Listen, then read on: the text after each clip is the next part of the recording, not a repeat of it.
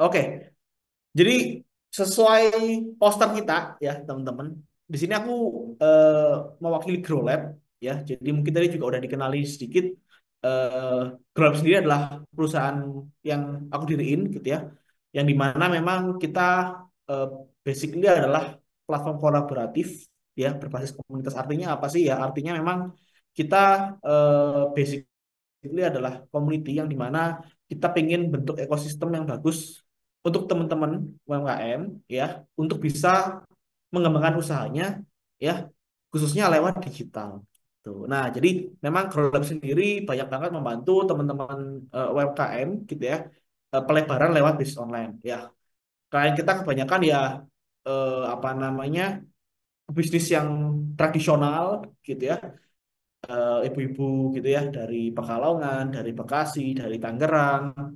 Ya ada yang ibu rumah tangga juga yang awalnya cuma pengen bantu-bantu suaminya ya dapat penghasilan lalu bergabung di kita dan akhirnya usahanya berkembang gitu ya. Banyak banget cerita-cerita success story dari teman-teman komunitas Grab ya yang dari awalnya cuma satu orang pegawainya dia bantu packing sendirian sampai sekarang punya 10 penjahit dan sebagainya. Nah, eh, kita juga tahu ya, mungkin teman-teman saat ini kondisi ekonomi lah ya, nggak cuma Indonesia, mungkin keseluruhan ya, global ini lagi nggak baik-baik aja ya. Dampaknya juga cukup berpengaruh sebenarnya teman-teman ya. Jadi nggak cuma mungkin teman-teman di sini ada yang jualan offline gitu ya, ada yang jual makanan, jualan apa mungkin eh, pakaian, ya, jualan alat-alat kebutuhan rumah tangga, pecah pala dan sebagainya. Pasti merasakan gitu ya perbandingan antara omset di tahun lalu 2024 ya sampai dengan kita bandingkan di awal tahun ini gitu ya. Bahkan Ramadan kemarin ya. Kenapa sih kok seperti itu teman-teman ya? Mungkin teman-teman eh, ada yang bertanya-tanya gitu ya. Nah, di sini mungkin kalau teman-teman eh, baca berita ya sebenarnya udah banyak banget sih berita-berita di media ya, di sosial media. Bahkan kalau search di Google gitu ya, ini banyak banget artikel-artikel yang muncul ya. Sehingga memang saat ini sih kalau teman-teman juga tahu PHK ini kan banyak terjadi ya di perusahaan-perusahaan yang sudah cukup besar gitu ya. Bahkan kemarin juga beberapa perusahaan sempat khususnya apa namanya sepatu ya perusahaan sepatu Bata kalau kalian tahu juga eh, tutup gitu ya. Padahal itu perusahaan lokal kita yang cukup besar gitu. Nah, disusul juga dengan perusahaan-perusahaan lain ya teman-teman. Jadi ini efeknya cukup berpengaruh ya. Hubungannya apa sama kita gitu. Kalau kita ingin usaha online gitu ya. Efeknya apa sih gitu ya. Ditambah lagi juga kemarin ribut soal tarif ya Amerika dengan China gitu ya. Efeknya apa gitu ya. Jadi simpelnya teman-teman ya, aku ingin kasih gambaran sedikit aja. Harusnya kompleks, tapi aku ingin mensimplifikasi supaya kalian bisa menerima dengan baik lah gitu ya. Jadi gambarannya kan simpelnya karena saat ini teman-teman ya, perusahaan-perusahaan eh, mungkin kita ambil aja topik satu deh, tarif Amerika kemarin gitu ya. Ketika eh, terdengar gitu ya kabar seperti itu, pastinya apa? Efeknya itu mungkin bukan ke kita ya. Kita mungkin yang pengusaha UMKM ini nggak kena efek langsung ya. Mungkin yang kena dampaknya gede kan para perusahaan yang besar ya, eksportir ya, yang suka jualannya itu bukan ke lokal tapi ke luar negeri kan memang. Ketika memang dia terdampak teman-teman ya, efeknya itu apa sih perusahaannya dia pasti kan ketika dia tidak bisa bersaing di global ya omset dia turun betul ya karena kena biaya yang cukup besar. Ketika biayanya besar banyak PHK ya. Ketika banyak PHK inilah efeknya ke kita ya. Kita yang calon customernya atau pelanggan-pelanggannya ini ya yang saat ini ada kan orang-orang lokal betul ya teman-teman. Orang-orang lokal ini siapa aja ya? Orang-orang yang pekerja ya kiri kanan yang apa namanya ikut perusahaan besar ya. Saat ini mereka sedang apa banyak banget dilanda PHK. Nah, inilah ya efeknya ke kita gitu. Jadi calon-calon potensial customer kita saat ini ya atau bahkan pelanggan-pelanggan kita yang sudah belanja itu sekarang kondisinya sedang terkena seperti itu. Ya makanya banyak banget berita yang bilang bahwa daya beli masyarakat melemah. Ya karena itu ya pada nggak punya duit. Ya karena banyaknya karena pebisnisnya kena gonjang-ganjing, karyawannya banyak yang kena PHK. Ya, jadi akhirnya efeknya itu bola saljunya kemana-mana. Nah, ini pun juga terjadi di online, teman-teman. Ya, sama ya, teman-teman yang berjualan tadi aku bilang makanan atau mungkin pakaian ya. Itu orang-orang yang beli itu kan orang-orang yang pastinya juga sama ya, mungkin pekerja ya, yang memang harusnya biasanya dapat penghasilan tetap, sekarang dia lagi nggak punya penghasilan. Ya, sehingga apa? Yang harusnya beli makanan di tempat kalian, yang harusnya beli baju di tempat kalian, jadinya ditahan dulu. Ya, efeknya ke kalian ya. Kita yang pengusaha UMKM, pengusaha kecil, akhirnya biasanya dapat orang beli baju tiap bulan, sekarang nggak ada yang beli. Gitu ya, gambar simpelnya seperti itu. Itulah efeknya ya. Kenapa memang kok rasanya penjualan ya di tahun ini, di awal tahun ini sampai kuartal pertama kemarin kurang kurang begitu oke gitu ya. Bahkan di Ramadan kemarin. Ya, kurang lebih seperti ini ya kondisi kita. Nah, sekarang aku ingin ngomongin soal teori strateginya dulu. Ya, nanti aku akan share studi kasusnya, teman-teman ya. Jadi di tengah kondisi kita yang tidak pasti seperti ini, sebenarnya kita pun ya ketika memang menerapkan strategi yang tepat, kita masih bisa cuan kok ya. Kita masih bisa bertahan. Tapi kita mainnya mungkin strateginya harus kita sesuaikan gitu ya teman-teman ya.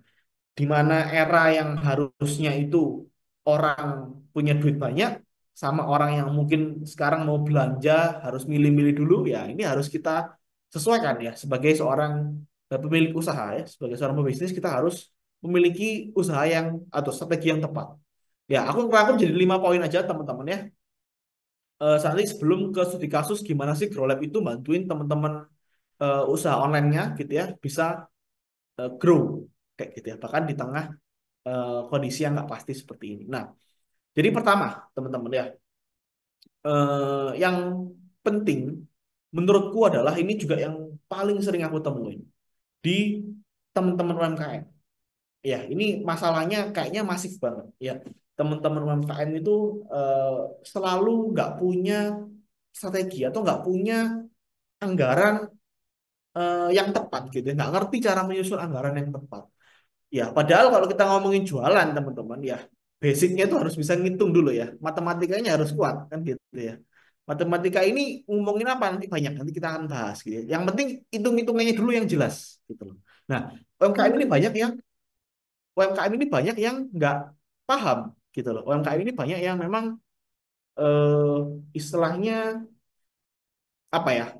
Menyepelekan, mungkin gitu ya, menyepelekan sehingga kayak wah pokoknya aku apa belanja segini terus habis itu dapat segini ya sudah gitu ya. Yang penting untung. Nah, tapi untungnya ini nggak jelas gitu ya. Jadi inilah yang harus perlu kalian ketahui ya. Anggaran nanti aku akan jelaskan. Kedua apa? Diversifikasi produk atau layanan. Artinya apa sih gitu ya? Artinya adalah teman-teman di sini coba untuk eh, mulai menyesuaikan. Ya, menyesuaikan di sini nanti aku juga akan jelaskan gitu ya. Jadi ketika ada kondisi yang memang tidak pasti, ya kondisi yang tidak jelas, kita sebagai pemilik usaha ini harus adaptasi, sebenarnya seperti itu. Ya, adaptasi seperti apa nanti juga akan aku detilkan, gitu ya. Lalu poin ketiga, teman-teman ya, poin ketiga adalah fokus pada pelanggan dan pelayanan pelanggan. Artinya apa sih, teman-teman? Artinya adalah aku pengen ngajak teman-teman di sini ketika jualan online ya, ketika berbisnis, jangan coba fokus untuk eh, biasanya mindsetnya kan gini ya, oh aku belajar iklan, iklan rame gitu ya. Yang penting jualan omsetnya naik, iklannya banyak gitu ya. Betul, betul memang teori itu betul. Tapi tadi baik lagi ya, strateginya kan kita tadi udah berkaca ke kondisi yang saat ini gitu ya. Aku mengajak teman-teman eh, coba mindsetnya jangan cuman akuisisi, jangan cuman ngiklan ya, jangan cuman gimana caranya promosi terus orang datang gitu ya, tapi gimana orang habis beli puas dia beli lagi. Nah, itu yang pengen aku ajak ke teman-teman ya, karena kalau percayalah teman-teman ya, kalau teman-teman itu usaha jualan lebih murah membuat orang yang udah belanja belanja lagi, ya, dibandingkan teman-teman mengajak orang yang nggak pernah tahu usaha kalian tiba-tiba suruh beli di tempat kalian. Ya, kita hitungnya nama adalah cost per acquisition. Ya, itu biayanya mahal. Ya, jadi makanya aku mengajak kalau udah ada pelanggan, ya teman-teman sudah punya eh, customer yang sudah pernah belanja, jangan dicuekin, gitu ya. Kalau aku analogikan seperti teman-teman itu usahanya kayak ember bocor, gitu ya. Jadi teman-teman itu mengakuisisi ya, mengambil orang-orang baru terus, ya kan? Ember diisi air terus, ya. Tapi setelah embernya terisi, bawahnya bocor, ya. Orang udah beli dibiarin. Nah, ini yang salah. Ya, nanti aku juga akan jelaskan. Ketiga adalah apa? Sorry, keempat adalah apa? Kolaborasi. Ya, jadi kolaborasi ini menurutku adalah khususnya kalau kita pemain online ya teman-teman ya, ini yang harus kita lakukan ya. Contohnya juga sekarang GoLab ya sama Saat Mesin sama MyAds ini kan kita juga berkolaborasi. Ya, artinya apa? Saat ini kolaborasi itu cukup penting ya untuk membantu ya pelebaran usaha ya, mengenalkan usaha kita ke apa namanya ke orang yang lebih luas. Ya, ini akan sangat berguna ya. Sehingga di era yang sekarang dibandingkan kita terus berkompetisi ya, dibandingkan kita saling makan makanan market share terus gitu ya, tapi kita juga bisa membagi bersama gitu ya. Makanya kita bilang kolaborasi dan kemitraan yang strategis gitu ya. Jadi aku juga jelaskan gimana caranya, mungkin langkah stepnya biar lebih mudah untuk teman-teman. Dan yang terakhir adalah kita ngomongin strategi penjualannya juga. Ya, jadi eh, 5 poin ini teman-teman. Ya, jadi ini nggak bisa kalau kita mau cuan di era yang sekarang, teman-teman. Ya, nggak bisa cuma ngomongin yang penting jago iklan. Ya, yang penting budgetnya banyak terus kita iklan, nggak cuma itu teman-teman ya. Kalau pinter ngiklan tapi tadi aku bilang embernya bocor juga percuma ya. Ngiklannya pinter tapi ternyata nggak bisa ngatur anggaran juga percuma. Ya, ternyata produknya nggak tepat, kurang bisa adaptasi juga percuma. Ya kan, jadi eh, menurutku 5 poin ini adalah hal yang harus kalian miliki di tahun 2025 ini ya. Khususnya di tahun yang nggak pasti ini ya. Kita coba bahas satu persatu, teman-teman ya. Jadi pertama ya, ini yang aku bilang, ini PR terbesarnya teman-teman UMKM. Ini paling problem yang bikin apa ya, usahanya itu sulit berkembang. Usahanya akhirnya kerasa omsetnya gede tapi nggak dapat untung. Ya inilah kesalahannya teman-teman UMKM. Ya, apa itu nggak bisa nyusun anggaran sebenarnya? Ya, sebenarnya kalau ngomongin anggaran ini banyak teman-teman ya, tapi aku pengen highlight 3 poin aja sebenarnya. Kalau nggak usah eh, apa ya, maksudnya ngitung yang terlalu dalam sampai akuntansi tingkat tinggi gitu ya. Ya boleh kalau kalian udah memahami basicnya ini dulu, menurut kayak gitu. Ya, apa sih basicnya? Pertama, teman-teman, coba ini paling dasar, simpel tapi banyak yang nggak dilakuin ya. Coba dipisah dulu. Ya, uang usahanya sama uang pribadi. Ya, ini yang aku temuin 90% teman-teman. Uang usaha itu dicampur sama uang pribadi. Ya. Sehingga apa? Sehingga ketika teman-teman nanti misalnya nih, oh aku habis belanja ini gitu ya, oh aku habis beli ini. Ketik ngerasanya uangnya kepake gitu ya. Tapi sebenarnya bisa jadi usaha kalian itu lagi gak baik-baik aja loh. Usaha kalian lagi minus, lagi boncos gitu ya. Tapi kalian merasa bahwa, oh kayaknya kemarin aku pakai kok makanya uangnya berkurang gitu ya. Kayaknya aku kemarin barusan beli baju, barusan belanja bulanan misalnya gitu ya. Makanya uangnya kepake gitu. Padahal sebenarnya usaha kalian lagi nggak baik-baik aja ini. Ya lagi ada yang salah. Tapi karena kalian nggak memisahkan, kalian nggak tahu jelas. Yang bikin uangnya berkurang itu apakah kalian pakai atau usaha kalian yang lagi nggak baik-baik aja. Ya ini yang dasarnya seperti ini dulu. Ya. Jadi kita nggak usah ngitungin detail-detailnya ya lah. Kita kalau kalian nggak misahin dulu, ini sudah jadi problem sebenarnya. Gitu ya. Ini yang pertama, wajib teman-teman ya. Buat bank, simpel kok sekarang. Ya, bank digital juga banyak gitu ya. Nggak usah ke bank kalau ribet, tinggal pencet-pencet aplikasi udah bisa daftar ya. At least dipisah dulu uangnya. Kayak gitu ya. Menurutku kayak gitu yang pertama. Kedua adalah, teman-teman coba mulai menghitung beban biaya yang basic banget, teman-teman ya. Yang dasar banget. Apa sih beban biaya itu? Simpelnya kan ada dua ya. Ada biaya tetap sama biaya variabel. Apa itu ya? Ini bahasa apa lagi gitu ya. Simpelnya gini, teman-teman. Biaya tetap itu adalah biaya yang pasti kalian keluarin tiap bulan. Ya, nominal itu pasti. Simpelnya apa? Kalian gaji, misalnya kalian jualan daster gitu ya. Kalian punya penjahit. Ya, penjahitnya ini misalnya tiap bulan masuk gitu ya. Sorry, tiap hari masuk kalian gaji bulanan. Nah, itu masuknya ke biaya tetap.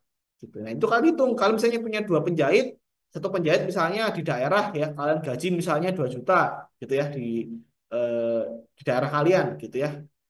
Ya udah 2 juta kali 2 4 juta. 4 juta itu pasti tiap bulan.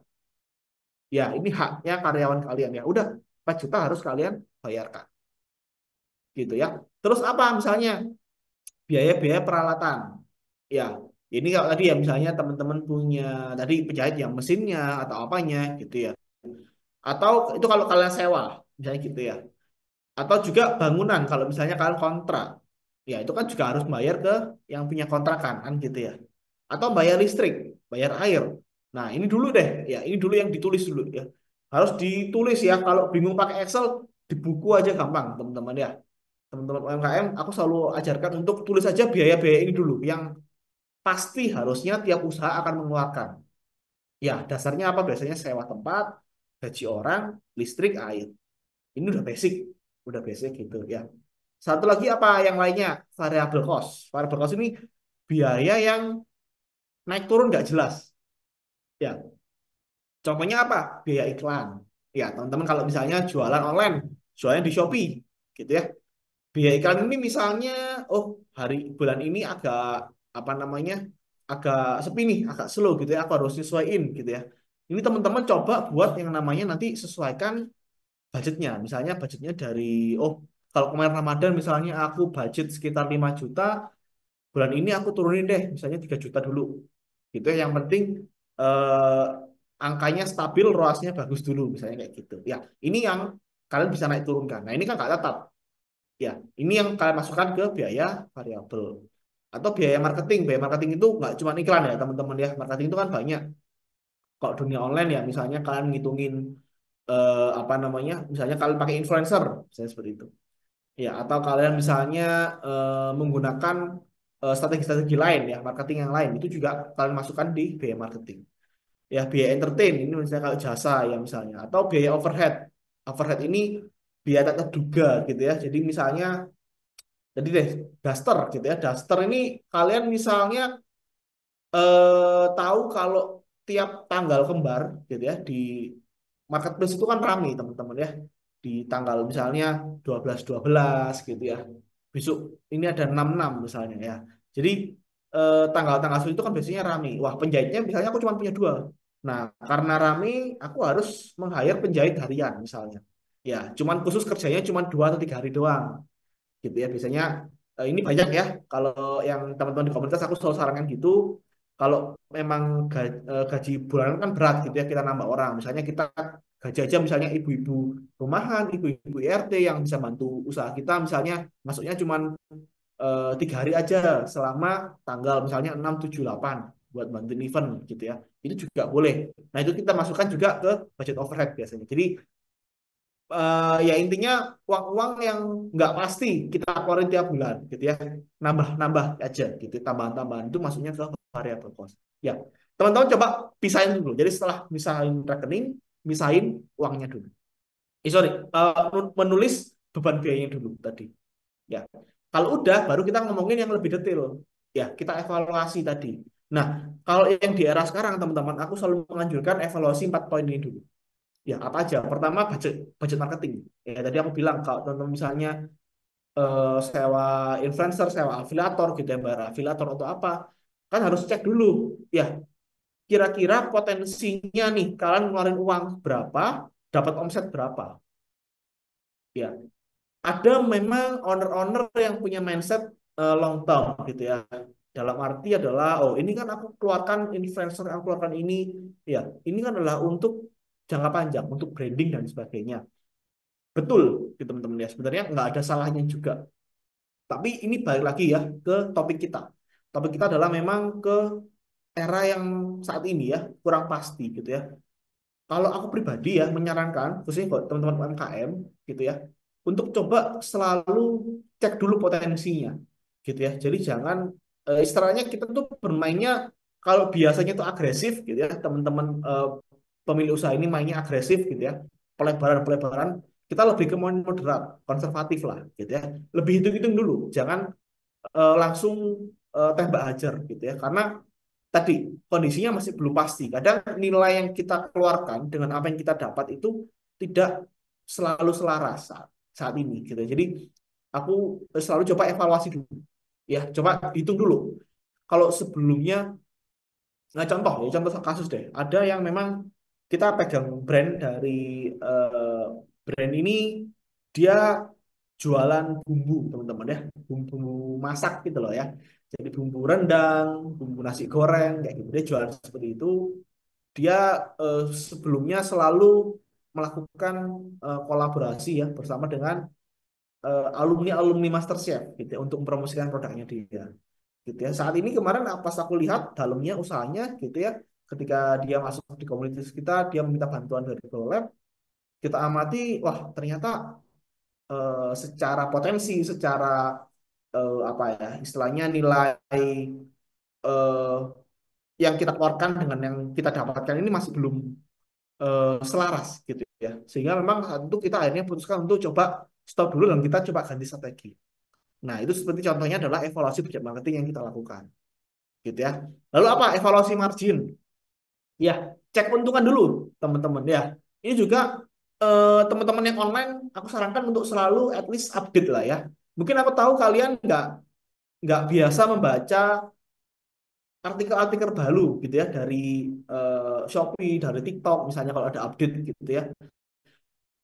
Hati-hati, teman-teman. Ya, aku sarankan hati-hati karena eh, penyedia platform ya seperti ya tadi misalnya aku sebutkan Shopee, TikTok, Tokopedia dan sebagainya itu tuh terkadang memiliki kebijakan-kebijakan baru yang sebenarnya itu berdampak ke keuntungan kita. Maksudnya gimana, Mas? Gitu. Artinya gini, misalnya nih ya, kita udah jualan tahun 2020 gitu ya, kita penjual online era COVID lah, let's say. Aku udah nentuin hitung semuanya gitu ya, hitung biaya gaji, hitung apa, terus hitung keuntungan, let's say aku udah bisa profit bersih misalnya sekitar 10% deh. Ya, tapi kita karena nggak pernah update ya, kita kebiasaan jualan, jualan yang penting iklan gitu ya, enak-enak. Banyak akhirnya ngerasa kayak akhir-akhir ini kok kayaknya biasanya untungku misalnya, let's say lah ya, aku punya omset let's say 200 juta per bulan gitu ya. Biasanya aku dapat megang 20 juta kok sekarang rasanya cuma megang nggak sampai 10 juta ini kenapa gitu ya. Nah, karena ini banyak banget orang-orang nggak ngecek untungannya lagi. Ya, nggak mengevaluasi profit bersihnya sekarang tuh berapa sih gitu ya, setelah dikurangin biaya, setelah dikurangin kebijakan-kebijakan barunya. Ya, kebijakan online itu banyak banget teman-teman ya. Gratis ongkir misalnya, itu juga ada mereka tuh mengganti minimum fee-nya dan sebagainya gitu ya. Voucher-vouchernya yang diberikan itu juga pasti akan berdampak teman-teman ya. Jadi ini perlu kalian cek dulu menurutku ya. Jadi saat ini coba dibuka lagi bukunya ya, kalau yang sudah pernah ngitung dicek lagi kira-kira ya keuntungannya sudah betul apa enggak. Ya. Ketiga apa? Budget iklan ya. Dan ini juga kalau teman-teman tadi misalnya ngiklan 3 juta, dapatnya adalah let's say dapat 15 juta. Berarti ROAS-nya 5 kali lipat gitu ya. Nah, ini dicek lagi ya. Kira-kira dengan ROAS 5 kali lipat apakah sudah untung ke usahanya? Nah, ini perlu dicek gitu ya. Sama evaluasi beban lainnya. Nah, ini juga yang aku anjurkan. Ya, jadi banyak banget kadang pemilik usaha ini lupa menghitung gitu ya. Ya tadi karena aku bilang terbiasa sebelumnya sudah seperti ini gitu ya, tahun 2020 dulu seperti ini, tahun ini apa namanya ya sudah seperti itu, aku keluarkan aja gitu ya. Kayak tadi contohnya aku terbiasa kolaborasi sama MasterChef gitu ya. Tapi semakin ke sini sepertinya kok secara profit kurang oke gitu ya, tapi secara apa namanya secara potensial bisnis masih belum bagus nih, nggak selaras nih gitu ya. Nah, ini yang perlu dievaluasi. Mungkin perlu kita cut dulu ya, atau mungkin perlu kita adakan yang namanya eh, evaluasi ya. Jadi empat hal ini yang coba kalian cek di bisnis kalian, gitu ya.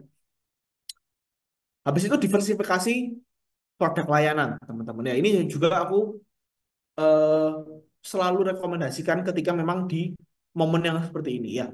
Jadi ini juga pada saat COVID dulu ya teman-teman, eh, aku juga rekomendasikan ke teman-teman komunitas ya untuk coba selalu lakukan adaptasi ya, karena gini teman-teman, di setiap kondisi krisis itu akan terjadi, bisa jadi pergeseran demand di pasar. Ya, ketika terjadi pergeseran demand, kita yang merasa produk kita itu dulu hero gitu ya. Hero ini artinya laris. Ya. Contoh produk A ini kita laris ya, sudah jualan 10 tahun ya laris. Tapi bisa jadi ketika kemarin misalnya COVID ya atau tahun ini produk ini nggak laris teman-teman tiba-tiba. Nah, kenapa? Gitu ya. Bisa jadi yang salah bukan produknya, tapi demand pasarnya yang geser. Gitu loh. Ya, jadi ini aku ada siap sedikit ya kan. Di sebelah ini ada data sebenarnya ya. Jadi eh, ini data di Shopee teman-teman. Kalau kalian tahu teman-teman ya, sebenarnya data di Shopee ini eh, top kategori itu selalu bergeser. Ya ini kalau aku lihat di 30 hari terakhir itu industri kesehatan saat ini yang mendominasi ya. Ini ada berapa nih nolnya? 1, 2, 3, 4, 5, 6, 7, 8, 9, 10, 12 ya. Ini satu T ya, satu T lebih ini di industri kesehatan berputar di situ uangnya ya. Teman-teman coba lihat ya, industri pakaian ya, ini sekarang ada di posisi 3. Iya, padahal teman-teman ya, pakaian wanita, terus habis itu yang berhubungan dengan itu ya, sepatu, tas, itu biasanya masuk ke dalam top 5 di Shopee. Ya, ini yang aku maksud adalah apa? Pergeseran demand. Kok bisa bergeser? Ya karena tadi ya, orang itu misalnya biasa dapat uang let's say lah gajinya 5 juta gitu ya. Dia biasanya beli apa ya? Beli skincare, beli baju sepatu, beli apa misalnya snack atau beli apa gitu ya. Dia sudah membagi. Tapi karena uangnya sekarang berkurang, misalnya dia atau habis di PHK, dia akan membagi yang biasanya beli beberapa barang, sekarang dia akan memilih, ya produk mana sih yang harusnya ini aku dulukan. Nah, jadi skala prioritas konsumen itu berubah, teman-teman. Nah, inilah makanya yang membuat apa? Yang kalian ngerasa bahwa, lah, kok biasanya produkku ini laris gitu ya. Jadi contoh misalnya jual daster deh ya. Dasterku yang ini biasanya laris loh. Yang motif ini laris. Tapi kok sekarang sepi ya, padahal iklannya nggak aku kurangin, budgetnya juga sama, tapi kok sepi gitu ya. Nah ini karena tadi teman-teman ya, bisa jadi ya, aku bilang bisa jadi ada potensi yang namanya pergeseran demand. Ya makanya teman-teman harus apa, harus adaptasi, harus melakukan apa, riset analisa produk. Ya ini kalau data-data seperti ini aku selalu share di komunitas Grow Lab teman-teman ya. Jadi teman-teman yang ada di komunitas kita akan selalu memberikan atau dapat ya teman-teman info-info seperti ini ya, update dari marketplace seperti tadi ya, fee yang bertambah atau misalnya ada kebijakan baru atau mungkin kondisi pasar, ini kita bisa update at least ke minggu apa secara mingguan ya, kita berikan teman-teman itu data ya. Ini kan aku bilangnya kategori ya teman-teman ya. Jadi kalau di levelnya community kita itu levelnya adalah ke produk ya, kita kadang berikan riset ya, kita ada tim riset untuk berikan data-data terbaru at least tiap minggu untuk, oh ini loh sekarang kalau pakaian pakaian itu yang seperti ini, pakaian wanita itu seperti ini loh yang bagus ya, yang sedang dicari orang-orang lebih memilih produk yang seperti ini. Nah inilah yang aku berikan datanya, dan teman-teman UMKM harapannya yang tergabung di komunitas kita mampu beradaptasi gitu ya. Jadi nggak cuman ya udah punya produk A yang penting ini terus dijual ya 10 tahun 20 tahun. Nggak bisa, teman-teman ya. Produk itu harus, kita harus mengikuti pasar, keinginan konsumen. Ya. Jadi ini yang harus kalian coba lakukan. Lalu apa, teman-teman ya? Fokus pada pelanggan, tadi aku bilang. Teman-teman coba untuk fokus pada orang yang sudah beli. Ya, ini kalau teman-teman cek di sini ada namanya funnel marketing. Ya, apa ini? Bahasa apa lagi nih funnel ya? Funnel ini kalau aku ngomongin lebih simpelnya adalah teman-teman kalau tahu orang sebelum belanja di toko kalian ya, atau orang sebelum bayar ya, beli daster kalian misalnya ya, atau beli eh, makanan kalian, mereka akan melalui tahapan-tahapan ini gitu ya. Tahapannya apa aja? Awareness, orang tahu dulu gitu ya. Contoh misalnya aku jualan ayam geprek misalnya gitu ya. Jual ayam geprek misalnya, jualannya adalah aku eh, Misalnya apa? Aldo geprek misalnya gitu ya. Ayamnya adalah ayam Aldo geprek misalnya gitu. Orang-orang harus tahu dulu bahwa ada ayam geprek mereknya adalah Aldo geprek gitu. Sehingga orang-orang aware artinya gitu. Orang-orang tahu, orang-orang sadar sebelum apa? Sebelum dia beli. Betul ya teman-teman ya. Teman-teman kalau nggak tahu ada Aldo geprek ya nggak akan beli ayam geprek itu, betul ya? Karena nggak tahu. Makanya orang harus aware. Ya considernya artinya orang harus orang yang sudah tahu biasanya orang mulai tertarik, mulai menimbang-nimbang. Gitu ya. Consider ini mulai mempertimbangkan beli nggak ya gitu ya. Emang enak ya? Emang reviewnya orang gimana? Gitu ya. Emang yang beli di situ sudah siapa aja misalnya. Ya, ini yang ditimbang-timbang gitu. Ini juga kalau kita bedah banyak banget. Artinya orang habis tahu, orang menimbang-nimbang. Menimbang-nimbang baru beli gitu ya. Betul ya. Kalau teman-teman contoh masuk ke mall deh ya. Masuk ke mall kan teman-teman di kiri kanan tuh kan banyak banget orang yang jual baju, betul ya. Bajunya adalah misalnya apa misalnya merek apa? Zara gitu ya atau merek apa? H&M gitu ya. Kan teman-teman tahu dulu kan, oh di sini ada Zara gitu ya. Terus Zara di depannya ada tulisan promo yang eh, promo yang diskon 50% misalnya. Nah, setelah diskon 50%, baru teman-teman menimbang-nimbang kan, ah masuk deh, coba deh lihat-lihat tuh apa baju yang promo apa sih. Nah, itu consider. Teman-teman mulai menimbang.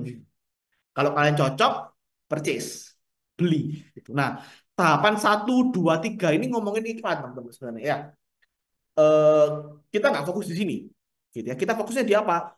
Retention sama advocacy. Nah, inilah yang aku ajak ke nomor 3. Aku ngajak teman-teman untuk coba fokus ke yang namanya apa?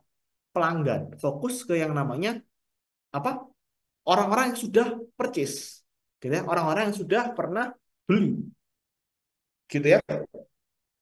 Jadi apa sih caranya? Gitu ya. Jadi caranya adalah yang pasti pertama teman-teman coba untuk yang lakukan yang namanya adalah strategi CRM. CRM ini kalau di dunia digital ya ini macam-macam teman-teman ya. CRM itu apa sih? Customer Relationship Management ya atau bahasa gampangnya kita jalin hubungan yang bagus sama orang yang sudah beli gitu aja. Ya, pakai apa? Kalau di dunia digital ya ada yang namanya email marketing, ada yang namanya broadcast chat. Ya, ini dalam marketplace juga macam-macam ya. Marketplace itu punya yang namanya sistem broadcast chat atau WA marketing misalnya. Ya, caranya gimana Mas? Caranya ada di nomor 2 ya. Kita misalnya kontak ya. Kita kasih yang namanya voucher kolaborasi. Misalnya gitu ya. Kita kontak, kita misalnya kasih yang namanya eh, diskon spesial. Ya, kalian pernah nggak misalnya beli apa namanya martabak gitu ya, martabak di pinggir jalan. Kalian beli terus kalian dikasihin kayak apa stiker gitu loh teman-teman ya. Kalau beli 5 kali dapat diskon 10%, beli 10 kali kalian dikasihin satu martabak gratis misalnya gitu.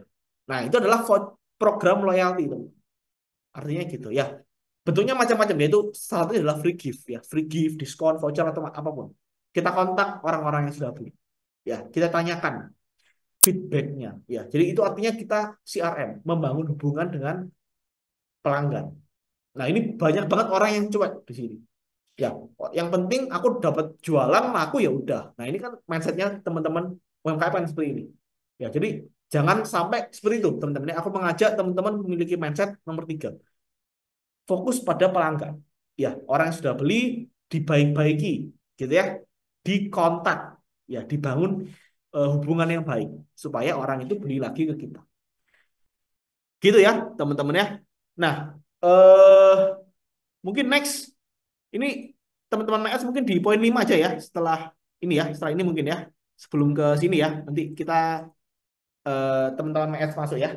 Ini aku tulisin 2 poin lagi dikit buat teman-teman. Ini ke nomor 4 ya. Ini adalah kolaborasi yang tadi aku bilang. Kolaborasi ini gimana sih? Ya ini tadi aku udah kasih contoh. Misalnya Grab sama Salt Mesin sama MyAds gitu ya. Jadi boleh kita kolaborasi seperti itu ya. Ini adalah yang poin pertama, sorry ya, evaluasi kolaborator bisnis. Teman-teman yang misalnya punya ingin pelebaran pasar. Contoh misalnya tadi aku bilang aku jualan ayam geprek gitu ya. Ayam geprek ini kan identik sama misalnya sambal pedes gitu ya. Bisa nggak ya kalau aku kolaborasi sama pedagang pecel, misalnya gitu. Jadi ayam geprek bumbu pecel, misalnya gitu ya. Ini contoh aja ya teman-teman, apa tahu rasanya, tapi aku kasih contoh seperti itulah. Gitu. Jadi kira-kira kalian coba untuk melakukan evaluasi ya. Ini aku udah tulis di sini ya. Caranya gimana sih ya? Cek reputasi, pengalaman dan kemampuan bisnis yang akan kita tuju gitu ya. Kira-kira ada nggak sih kesamaan value-nya? Ya, ada nggak sih irisannya gitu, antara usahaku dengan usaha yang akan kita kolaborasikan ya, atau partner yang akan kita tuju, kayak gitu ya. Terus siapkan sistem strateginya, ya kira-kira kolaborasinya mau kayak gimana bentuknya, gitu ya. Bagi tanggung jawabnya seperti apa, gitu ya. Nanti pengelolaan resikonya dan sebagainya ini nanti akan kalian coba eh, mampu bahas di situ. Atau dalam dunia online, teman-teman ya. Sekarang tuh marak ya namanya afiliator. Ya, mungkin teman-teman udah gak asing ya sama bahasa afiliator ini ya. Afiliator ini kalau teman-teman offline mungkin bahasa kasarnya itu kayak makelar lah gitu ya. Orang yang ya cuman apa namanya, oh di toko ini ada yang beli nih, apa ada yang jual daster nih misalnya gitu ya. Ayo yang mau beli mampir ke toko ini gitu ya. Nah itu makelar kan zaman dulu ya bahasanya. Nah kalau era sekarang bahasanya adalah afiliator. Ya afiliator tuh kayak gitu. Ya ada toko jualan baju gitu ya. Afiliator yang ngomong ke orang-orang lain gitu ya. Ini loh kalau mau beli baju ini di sini ya, di toko ini ya, di toko ini ya gitu. Nah, itu afiliator. Ya mirip ya konsepnya sama makelar kayak zaman dulu. Cuman sekarang eranya adalah online, jadi ya dia apa? Pakainya sistemnya link gitu ya. Caranya gimana sih? Ceknya pertama apa? Cek industri afiliatornya dulu. Ya. Jadi afiliatornya misalnya kalian tadi jualan apa sih? Aku jualan misalnya casing handphone. Ya, casing handphone mungkin sama-sama sama Kocun, ya, sama afiliator lain misalnya yang bisa berhubungan dengan elektronik misalnya. Ya, ini bisa. Jadi harus ada kesamaan dulu teman-teman ya, industri. Lalu apa? GMV-nya. Ya, cek GMV afiliator artinya adalah teman-teman coba untuk lihat afiliator yang memang sudah bisa jualan lah minimal. Ya, kalau di kita pribadi di Grow Lab selalu memberikan at least dia punya penjualan 50 paket aja per hari. Sorry, per bulan. Ya, artinya tiap hari dia keluar 1 sampai 2 orderan. Ya, itu kita sudah anggap afiliator ini bisa jualan gitu ya. Pinter jualan gitu ya. Jadi patokannya biasanya kita pakai di situ.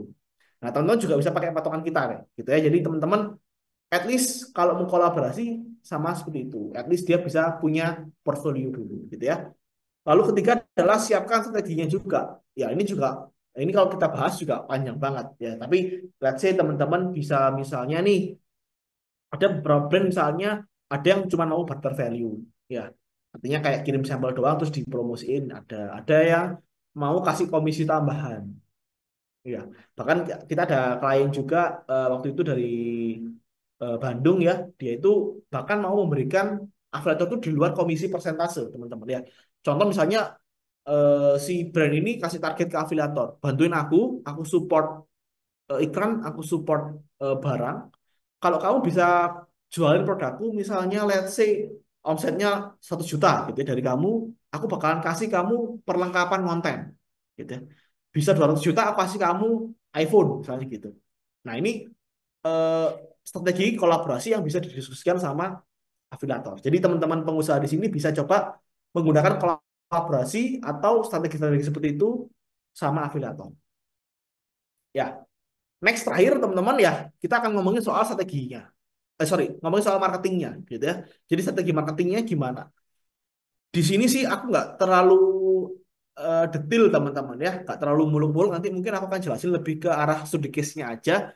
Tapi ini poin dua yang menurutku sering selalu kita lakukan atau kita evaluasi, gitu ya, ketika kita ingin menerapkan strategi marketing. Ya, apa itu? Pertama, karena kita di Gelap banyak menjadi istilahnya apa ya, bisnis strategic partner lah ya. Jadi kita banyak sebagai partnernya teman-teman UMKM di sini, kita selalu tanya gitu ya ke ownernya. Kira-kira revenue stream ini sumber penghasilan, bahasa gitu teman-teman ya. Kira-kira usahamu ini dapat duit dari mana aja? Nah ini yang perlu aku cari tahu dulu. Ya, makanya aku tanya biasanya apa? Jualannya apakah online aja atau ada offline-nya? Misalnya gitu. Ya, habis itu kalau online aja, tokonya di mana aja? Misalnya seperti itu. Ya. Terus kalau misalnya jualannya nih di toko itu aja menghasilkannya dari apa?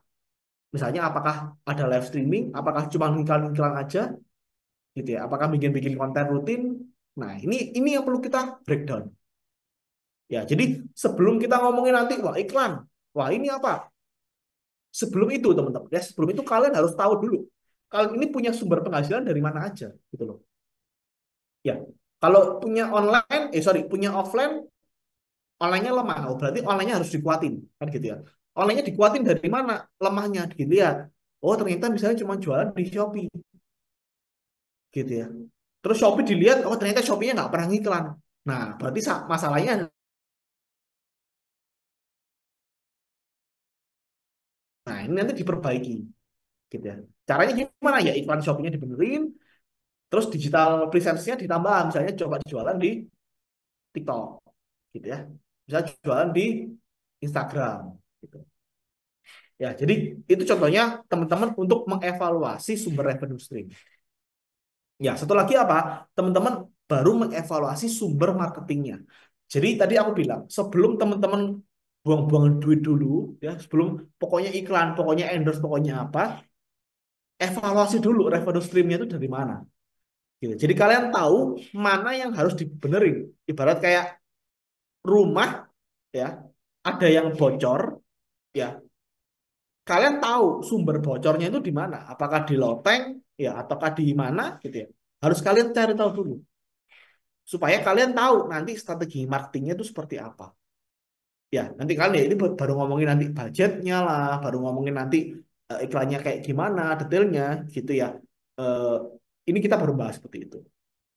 Ya, ini contoh memang salah satu klien kita, gitu ya. Jadi pendapatannya itu ini memang cukup gede kebetulan ya. Jadi ini sampai di 38 M, gitu ya. Jadi eh, pada saat ini pas itu masuk memang sudah miliaran, tapi pas itu masih di under 10 M sebelum sama kita, gitu ya. Nah ini kita cek, ini cara evaluasinya gimana? Ini contohnya, gitu ya. Oh, oh, ternyata kita lihat bahwa klien ini sangat kuat di live streaming. Ya, live streamingnya dia itu gede banget. Ya, pada saat itu dominasinya itu sekitar 50-60% dari live streaming. Akhirnya apa? Oh, kita optimasi aja live streamingnya kita benerin.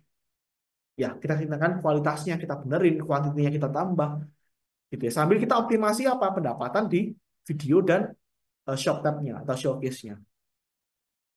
Gitu ya. Ini terbukti teman-teman ya. Di sini dia juga 60% ini yang tadinya apa namanya? Cuma di angka sekitar 5 sampai 6 M pada saat itu sekarang bisa naik ke 23 M. Ya, jadi inilah yang kita optimasi. Ya, itu artinya teman-teman ya. Jadi cara mengevaluasi dan memperbaiki gitu ya sumber-sumber strategi marketing.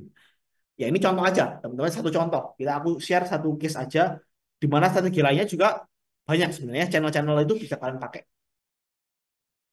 Kurang lebih seperti itu. Mungkin sebelum ke studi case boleh dari teman-teman MyAds mungkin ada yang disampaikan silakan.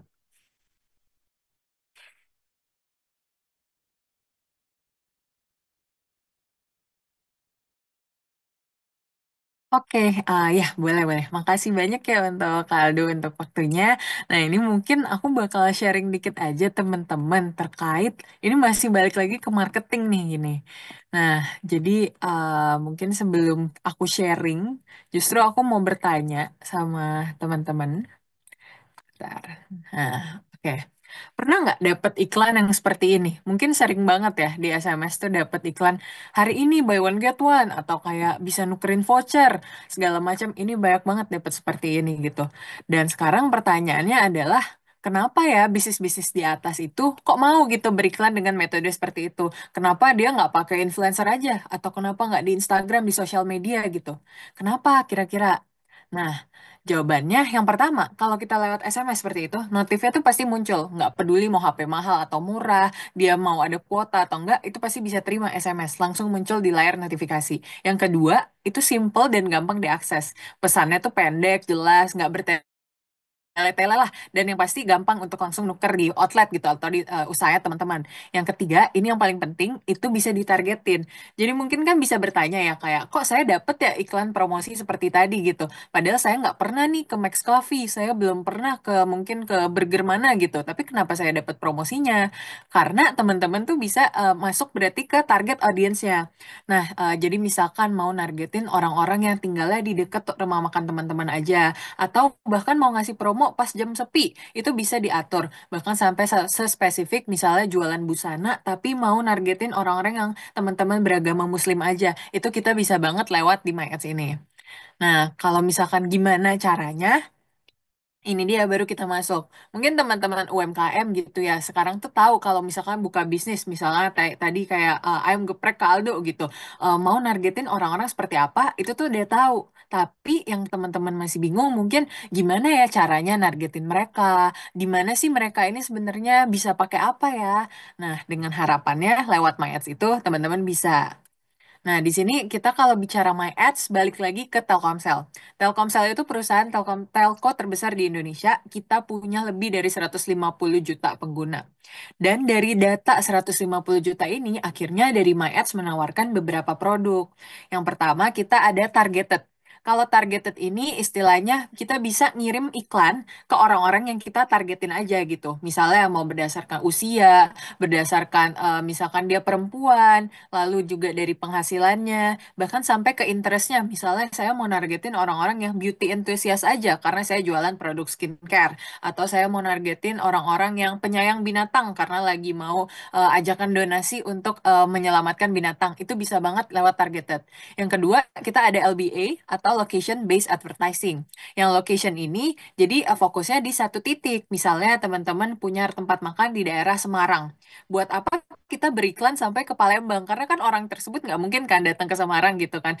Istilahnya chance-nya kecil lah gitu.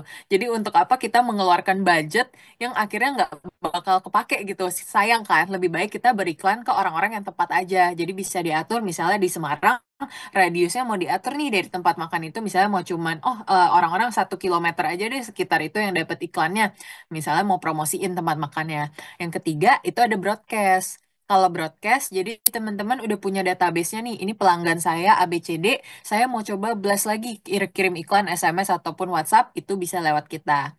Nah, bisa lewat mana iklannya? Yang pertama, ini yang paling baru, kita ada WhatsApp.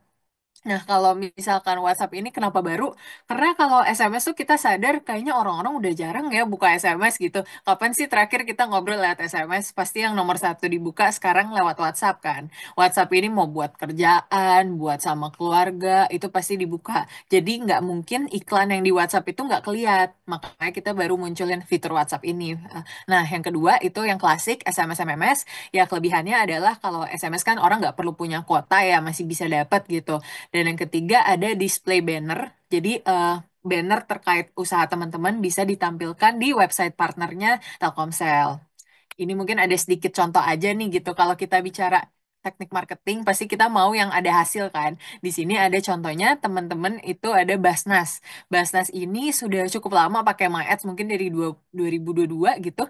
Dia sering banget ngajakin ajakan zakat, donasi. Nah, dia itu kemarin mencapai 7 juta pengguna Telkomsel. Kenapa cuma 7 juta? Karena dia ditargetin. Dia nggak mau cuma sebarin ke seluruh pengguna Telkomsel, tapi dia pilih-pilih, misalkan mau di area tertentu aja gitu, karena outlet Basnas di area tertentu. Dan juga dia nargetin teman-teman yang beragama Muslim, karena memang waktu itu lebih relevan kalau misalkan donasi seperti menjelang Ramadan atau ajakan kurban, itu selalu disebarkan. Dan impact-nya apa? Waktu itu click-through rate-nya yang ngeklik link untuk donasi atau link ajakannya itu banyak banget, meningkat sampai 6 kali lah. Itu mungkin contoh impact-nya. Bahkan mereka ya intinya testimoninya istilahnya katanya sih sampai jatuh cinta gitu karena bisa nyebarin ajakannya ini ke seluruh Indonesia. Nah, ini biar lebih jelas untuk penargetannya bisa seperti apa. Jadi kita itu bisa nargetin misalnya dari profilnya, mau age, usia gitu, gender, pendapatannya, lokasinya. Nah, bahkan kita tuh bisa tahu loh apakah orang ini mungkin sehari-hari pakai kendaraan umum, apakah dia lagi nyari properti. Ini mungkin berguna kalau teman-teman ada yang misalnya jual properti atau agen properti, itu kita tahu. Dan yang paling penting adalah ini yang paling berkaitan sih. Kalau jualan online, kita mau nargetin orang-orang yang suka belanja di e-commerce aja. Karena buat apa kita, kan tokonya cuma online nih. Kalau dia nggak pernah belanja online, buat apa kita targetin kan? Karena kayak agak susah gitu. Kecuali memang teman-teman justru lagi mau mencari potensi untuk mengajak orang-orang lebih banyak yang belanja online gitu. Itu bisa. Nah, kita tuh bisa nargetin pengguna e-commerce atau pencari promo. Itu banyak banget filternya. Bisa dilihat lebih lengkapnya nanti di website-nya My Ads gitu. Nah, sekarang kalau bertanya, SMS kan emang udah jarang yang buka. Ini dia, makanya kita ada WhatsApp tadi. Nah, WhatsApp ini yang pertama memang semua orang buka WhatsApp, tapi yang kedua nggak kalah penting itu trust. Kalau WhatsApp itu kesannya lebih trusted. Karena biasanya kalau WA bisnis yang udah verified itu kan kesannya lebih, oh percaya. Kalau SMS tuh kadang kayak, ini penipuan apa bener sih gitu. Kita bingung, kalau WhatsApp lebih percayalah. Apalagi kalau sekarang teman-teman belum punya akun WhatsApp bisnis, itu bisa beriklan seperti yang di kanan, atas nama Telkomsel Promo and Reward. Jadi, walaupun masih belum punya akun, kita bisa atas nama Telkomsel dan tetap orang-orang percaya karena atas nama Telkomsel nih, masa penipuan kayak gitu. Nah, mungkin ini biar lebih kebayang contoh penggunaannya. Di sini ada Pak Budi. Pak Budi ini baru buka restoran ayam geprek, tapi dia tuh nggak tahu mau mulai promosi dari mana, nggak ngerti cara nargetin audiensnya, dia juga budgetingnya bingung. Tapi yang dia tahu, dia pokoknya mau nargetin orang-orang di usia produktif, lokasinya di Jakarta sama Bekasi aja deh, soalnya restorannya di Bekasi gitu. Dan pendapatannya ya di atas UMR lah kira-kira. Nah, kebetulan ada Mala. Mala ini masuk banget sama targetnya Pak Budi karena dia secara usia, lokasi, pendapatan itu dia masuk. Flow-nya seperti apa? Jadi pertama, Pak Budi itu bisa ngirim pesan gitu. Misalnya di sini SMS, dia informasi bahwa baru nih ada ayam geprek Pak Budi. Ini masuk ke kategori awareness biar orang tahu nih ada tempat makan ayam geprek Pak Budi. Dan di sini dia langsung kasih promo lah gitu. Ada nih bisa dapat ayam gratis, ini vouchernya. Nah, ini bisa dikirim lewat SMS, LBA, ataupun targeted. Nah, selanjutnya saat malah klik the link, itu dia bisa akses vouchernya dan nanti bisa ditukar ke tempat makan ayam Pak Budi. Nah, untuk Pak Budinya sendiri, Pak Budi bisa nge-track orang mana sih yang udah ngeklik linknya. Jadi dia tahu gitu, oh orang-orang ini nih yang paling tertarik sama restoran gue gitu. Dan selanjutnya saat dia mau ngirim promosi yang eksklusif, dia bisa pakai database yang udah dibikin aja, dibikin dari orang-orang yang ngeklik linknya. Jadi malah nanti nextnya bisa dapat promo eksklusif untuk kunjungan berikutnya. Ini bisa pakai fitur broadcast aja gitu. Nah, mungkin dari aku penjelasannya segitu aja, tapi biar lebih paham, tapi kita juga mau seru, kita ada sedikit kuis gitu ya, namanya kuis cuan. Jadi kalau jawab nanti ada hadiahnya. Mungkin ini bakal dibantu sama Herva. Oke, sebelumnya thank you Rachel atas penjelasan My Ads-nya. Nah, teman-teman, gimana nih? Tadi kan Rachel udah ngejelasin terkait dengan My Ad. Apa sih My Ad itu? Jadi kalau misalkan teman-teman biasanya dapat promo SMS kayak gitu, nah itu adalah salah satu fiturnya My Ad yang namanya SMS. Dan kita juga ada WhatsApp. Jadi teman-teman kalau misalkan mau promo lebih trusted itu kita menyediakan fitur WhatsApp. Nah, untuk refreshment, sebelum kita masuk ke materi selanjutnya, kita ada kuis nih. Nah, kuisnya adalah kita akan ada 8 pertanyaan, di mana 3 pertanyaan pertama diambil top 1, 5 pertanyaan sisa diambil top 3, dan yang sudah menang di pertanyaan sebelumnya tidak bisa menang lagi di pertanyaan berikutnya. Nah, jadi nanti teman-teman ketika aku aba-aba go, nanti teman-teman 3 orang beruntung pertama dapat saldo MyAds sebesar 500.000 dan 15 orang beruntung dapat saldo MyAds sebesar 200.000. Nah, ini lumayan banget buat teman-teman gunain untuk beriklan di MyAds. Jadi nanti teman-teman selain teman-teman bisa beriklan di MyAds yang efektif, teman-teman juga tidak perlu memikirkan biaya karena kita akan memberikan saldo gratis ke teman-teman gitu. Oke, mungkin kita mulai aja untuk kuisnya. Aku akan aku akan start di Go. Oke, lanjut. Nah, di sini ada angka 150 juta. Nah, menurut teman-teman, angka ini merupakan apa sih? Yang pertama, A, jumlah pengguna ponsel di Indonesia tahun 2024, dan B, pengguna Telkomsel di Indonesia tahun 2024. Nah, oke, udah banyak nih yang jawab. Oke, aku hitung sampai 5 ya. Nanti kita next ke pertanyaan selanjutnya. Satu, dua, tiga, empat, lima. Oke, jawabannya adalah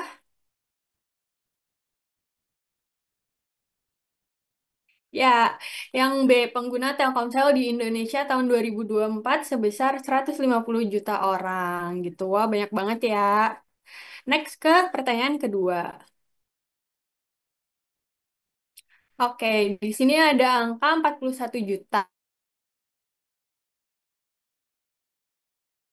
Nah, A, jumlah pengguna Telkomsel yang juga e-commerce user. Yang B, jumlah pengguna Telkomsel yang merupakan Gen Z. Nah, dua-duanya Telkomsel nih, tapi Telkomsel yang e-commerce user aja atau Telkomsel yang Gen Z. Oke. Oke, jawabannya adalah jumlah pengguna Telkomsel yang juga e-commerce user. Nih, tadi kan Rachel sempat jelasin terkait dengan studi kasus menggunakan MyEd itu seperti apa. Nah, di sini ada studi kasus, Pak Andi punya restoran nih dan ingin promosi ke orang-orang yang lagi berada di radius 1 kilometer dari sekitar tokonya. Nah, fitur apa sih di MyEd yang bisa digunakan Pak Andi? A. Location based advertising, dan B. Targeted Kita kita gitu. belum Oke, bilang go udah ya banyak yang dari jawab. tadi ya, tapi Oh ya iya, udah belum mungkin bilang gue ya. pertanyaan berikutnya nunggu go ya ini ya. Oke, Oke. jawabannya adalah ya A. Location based advertising atau fitur yang berdasarkan lokasi yang dipilih gitu. Oke, next. Oke, di sini ada pertanyaan lagi. Mbak Rina ingin mempromosikan produk busananya ke perempuan usia 25 sampai dengan 35 tahun yang hobi belanja online dan juga beragama Muslim. Nah, kira-kira fitur apa sih yang dipakai Mbak Rina di My Ad? Apakah A, broadcast dan juga B, targeted? Oke, oke. Wow, udah banyak yang jawab ya. Oke, jawabannya adalah targeted ya teman-teman. Jadi kalau teman-teman mau lebih targeted dalam mempromosikan iklannya, kalian bisa pakai fitur yang targeted gitu. Next ke pertanyaan selanjutnya. Nah, di sini ada pertanyaan, berikan di WhatsApp hanya bisa dilakukan untuk usaha yang punya akun WA bisnis. Menurut kalian nih, apakah ini benar ataupun salah gitu? Satu, dua, Dua, tiga, go. tiga. Yang kehitung yang di bawah tulisan go ini aja ya. Oke, jawabannya Oke, jawabannya adalah tetot, salah. Nah, teman-teman, mungkin aku menambahkan dari yang tadi Rachel bilang, kalau di WhatsApp Blast My Ad, teman-teman itu menggunakan nomor baru ataupun nomor yang tidak terdaftar di WA bisnis. Jadi kalau teman-teman sudah punya WA bisnis, teman-teman belum bisa menggunakan WhatsApp Blast gitu. Jadi harus menggunakan nomor baru.